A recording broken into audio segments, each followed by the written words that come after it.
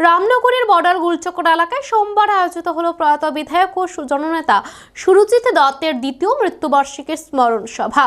রামনগরের বর্তমান বিধায়ক তথা আগরতলা পৌর নিগমের মেয়র দীপক মজুমদারের উদ্যোগে এই স্মরণ সভার আয়োজন করা হয়। গত 27শে ডিসেম্বর এই কর্মসূচি অনুষ্ঠিত হওয়ার কথা থাকলেও রাজ্য বিধানসভার অধ্যক্ষ বিশ্ববন্ধু সেনের প্রয়াণে তা স্থগিত করা হয়। পরবর্তীতে আজ এই স্মরণ সভার আয়োজন করা হয় যথাযোগ্য মর্যাদায়। আজকের অনুষ্ঠানে প্রধান বক্তা হিসেবে উপস্থিত ছিলেন রাজ্যের মুখ্যমন্ত্রী প্রফেসর ডক্টর মানিক সাহা। এছাড়াও বক্তা হিসেবে উপস্থিত ছিলেন প্রয়াত সুরজিৎ দত্তের ঘনিষ্ঠ বন্ধু ও বিধায়ক রতন চক্রবর্তী সহ অন্যান্য জনপ্রতিনিধিরা। অনুষ্ঠানের শুরুতে প্রয়াত বিধায়ক সুরজিৎ দত্তের প্রতিকৃতিতে পুষ্পার্ঘ্য অর্পণ করে শ্রদ্ধা নিবেদন করেন মুখ্যমন্ত্রী প্রফেসর ডক্টর মানিক সাহা। এরপর শ্রদ্ধা নিবেদন করেন মেয়র তথা রামনগর বিধানসভা কেন্দ্রের বিধায়ক দীপক মজুমদার। উপস্থিত ছিলেন রামনগর বিধানসভা কেন্দ্রের কর্পোরেটরগণ, মণ্ডল সভাপতি অমিতাভ ভট্টাচার্য সহ বহু দলীয় কর্মী ও সমর্থক। উল্লেখ্য, দীর্ঘদিন অসুস্থ থাকার পর 2023 সালের 27শে ডিসেম্বর কলকাতার একটি হাসপাতালে প্রয়াত হন সুরজিৎ দত্ত। রামনগর সহ সমগ্র রাজ্য জুড়ে তার জনপ্রিয়তা ছিল ঈর্ষণীয়। রাজনৈতিক জীবনে সুরজিৎ দত্ত 1988 সালে ভারতীয় জাতীয় কংগ্রেসের টিকিটে প্রথম বিধায়ক নির্বাচিত হন এবং সুধীর রঞ্জন মজুমদারের নেতৃত্বাধীন কংগ্রেস TUJS সরকারের মন্ত্রী হিসেবে দায়িত্ব পালন করেন। পরবর্তী সময়ে 1993, 1988, 203 ও 208 টানা 5বার কংগ্রেসের টিকিটে জয়লাভ করেন তিনি। 2013 সালে পরাজয়ের পর ভারতীয় জনতা পার্টিতে যোগ দিয়ে 2018 সালে বিজেপি টিকিটে পুনরায় রামনগর আসন পুনরুদ্ধার করেন। 2023 সালের বিধানসভা নির্বাচনেও বিজেপির প্রার্থী হিসেবে তিনি আবারও জয়ী হন।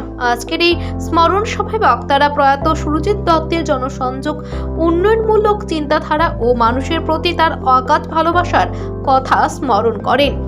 সম্পর্ক ছিল, কি ধরনের কথা হয়েছিল, এর থেকে কিন্তু অনেক কিছু শেখার আছে এবং অ্যাটাচমেন্ট কীরকম ছিল তাতে আমাদের মধ্যেও কিন্তু একটা মানে এই যে হৃদয়ের সাথে এক হৃদয়ের যে সংযোগ সেটা কিন্তু আমরা আজকে দেখতে পেলাম ওনাদের কথার মাধ্যমে।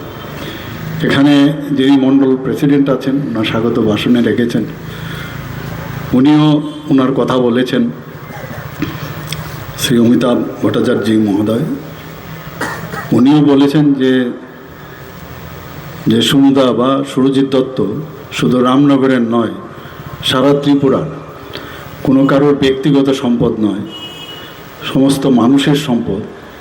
এটা পার্টিকুলার একটা চার দেওয়ালের সম্পদ নয়, সারা ত্রিপুরার উনি সবার হৃদয়ে উনি আছেন। খুব ভালো লাগলো ওনার কথা শুনে।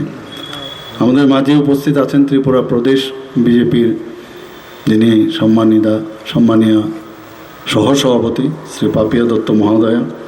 তাছাড়া ভারতীয় জনতা পার্টির ত্রিপুরা প্রদেশের যিনি প্রাক্তন সভাপতি, সবার পরিচিত মুখ ডক্টর মনোজ কান্তি দেবরায় মহোদয়। এখানে চেয়ারম্যান মাইনরিটি কর্পোরেশনের শ্রী জসমিন উদ্দিন।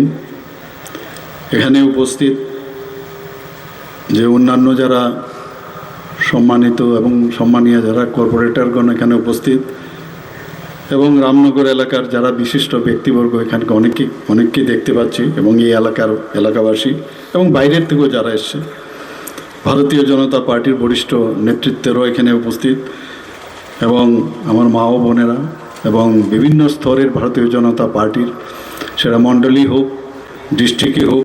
এখানে ডিস্ট্রিক্টের আমাদের সদর আরবান ডিস্ট্রিক্টের সভাপতি এখানে উপস্থিত আছেন এবং অন্যান্য বিভিন্ন স্তরের যারা আমাদের কার্যকর্তারা এবং সাংবাদিক বন্ধুরা। Bureau report, Asian Times.